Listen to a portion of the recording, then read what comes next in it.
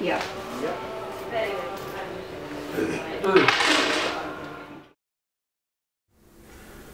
Hello and welcome to another Big Comfy session here at the Big Comfy Bookshop in Coventry, and today we have Jinder. Hello. Welcome. Welcome. Yes, thank you very much. I've got a mouthful of lozenge. Yeah, you're a bit under the weather at the minute, but I'm sure you'll sound great anyway. Let's get straight into the music. Congratulations on your 9 millionth album. Yes, absolutely. Traditional Dark. Yes. Released a week ago or something like that. Yeah, it was on the 2nd of Feb. Yes. So let us know about that then. How's it come about? Well, it's a record that kind of took a little while. I had a bit of a gestation period. It's been 3 years since my last record, during which point I've parted company with my record label, manager, publisher, everything. And I eventually found myself completely on my Sweeney, as it were, at home with the wife and kids, thinking, right, I should probably make a new record. Yeah. It's been a while. I basically had a collection of songs. Whereas the last few records have been written with the purpose of making an album in mind, a lot of these songs were kind of picked up along the way, as it were, rather than sitting down and writing a concept, an album with a concept and a structure in mind. These songs kind of came about in their own way, but they hang together nicely as a record. So, it just came about that way, and I wanted to do things differently, because the last couple of records I was a little bit unhappy with the way they turned out. I don't think we quite got to the heart of the songs in the way that I would have liked to, but that's just experience, time goes by. And this is my 9th record, so I wanted to approach it in a slightly different way. So it was all recorded at home. I produced it and engineered it and played it myself. The only other musician on the record is Ryan Halsey, who plays drums on a couple of tracks. Yeah. And did it all to tape, recorded it all to an ancient Fostex cassette 4-track from the 80s. And the complete contrast from like you say, your previous albums, which are digital, like all these producers involved, to go from that to essentially in your bedroom with a 4-track, but still have a really big, nice, polished, great kind of sound with the heart there. It's really, really good. I think with records, I've always thought if you think of a record in terms of a meal, I think the songwriting and the performance is kind of the taste and the texture, and the production is kind of the scent of the steam rising off it, as it were. I don't want to denigrate any producers' inputs. It's a great analogy. I like it. And I kind of think, I mean, it's like the last album, it took 2 years to make. Yeah. I was in the studio. I made the album for Universal, and it basically, I had an open-ended sort of allowance of studio time on their pocketbook, which was quite nice. So I spent a very long time in the studio, fettling things and retaking things, and recorded 40-50 songs for it. And it by the end of 2 years of chopping and changing and faffing about, I think the soul had sort of gone out the window a little bit, not totally, but a little bit. And with this record, I wanted to do something that was concise and didn't have input from outside. There's songs which I chose and arranged and pre-produced and recorded in exactly the way I wanted to record them, with exactly the sound I wanted. And it's a very deliberately kind of lo-fi sounding record. It's not kind of lo-fi in the traditional sense, but it's shorn of all of the production fluff. It's just the brass tacks, and I think my music works at its best that way. Really excellent. It is really good. Like having listened to your stuff in the past as well to this one, and it's not any worse because it was only done in a week or in a bit, and because you did it at home. It's you can tell the heart and soul there. You've got a cover on it by Jackie Leven. Why is that? Jackie was a friend of mine. Jackie and I worked together on and off for about 9 years until he died in 2011.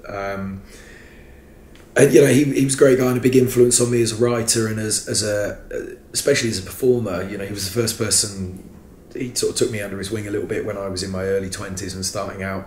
Kind of sort of 14, 15 years ago, and he was the first person to say to me, look, talk to the audience. People like to hear the stories behind the songs, and they like to hear, don't just be a guy who stands there and introduces a song and sings it and goes, here's my next song, with a bit of silence whilst you're tuning. He said, I remember seeing Jackie playing 3-hour gigs and playing 6 songs. Yeah. You know, and the rest will be these incredible anecdotes and stories. And you know, he was a wonderful guy, and he was the first person, really, when I was kind of starting out as a solo artist, to imbue me with a sense of self-worth with what I was doing, because I didn't, you know, I was quite a sort of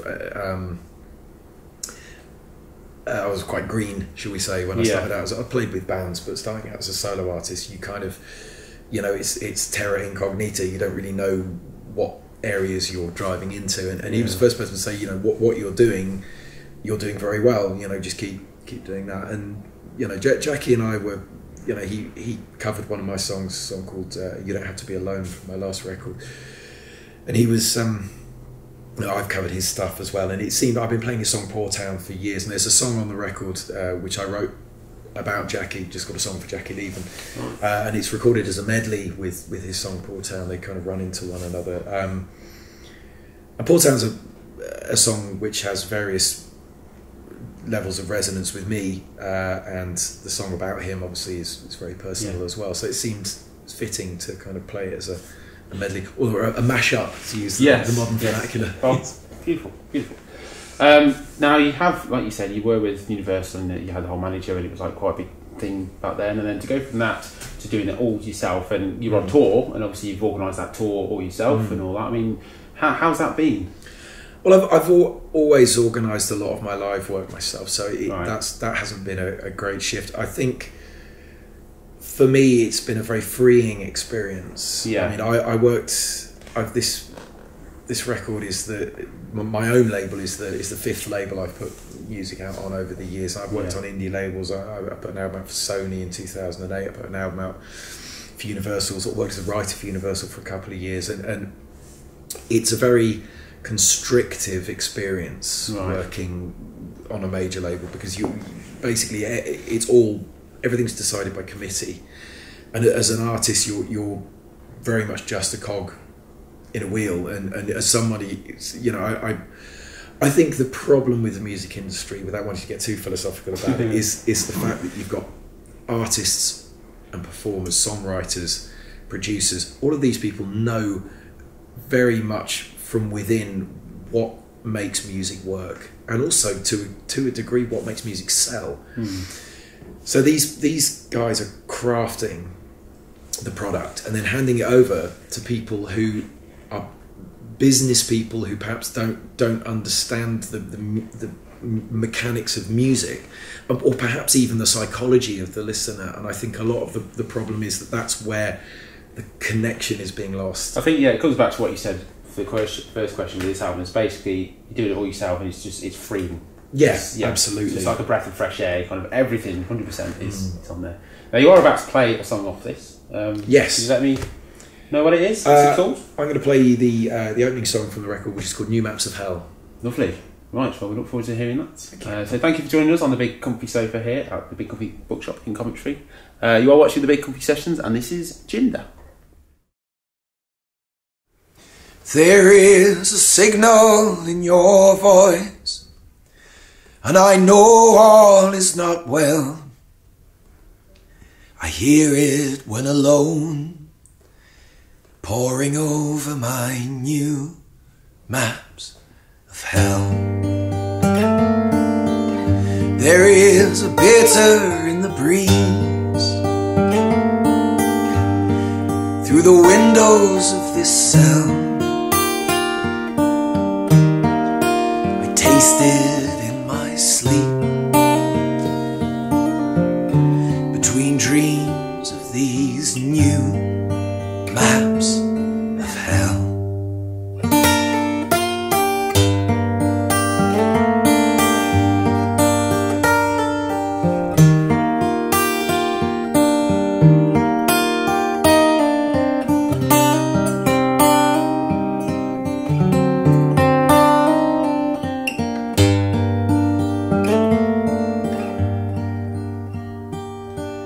Between the battles of birth and the sodden clay, we are tamed and distracted by each dawning day. But be at my right hand through the scrublands, I have the new maps of hell. And I hear destiny in silence, in Satie and in Brill, and I smell it on the pages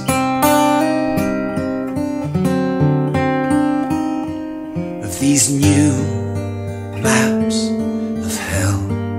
All the litanies and lithographs, every cracked and rotten bell, all the cowardice and calfskin that goes to make up these new maps of hell. And I had lunch with God, the true God. We spoke of death and beauty. He said, do you want to know how I feel, my son? I said, suck it to me. He said, I built this thing so long ago, and now I'm truly bored. So I traded my mortality for the one thing he could offer me, the one thing that I had no other man would sell. A freshly laundered render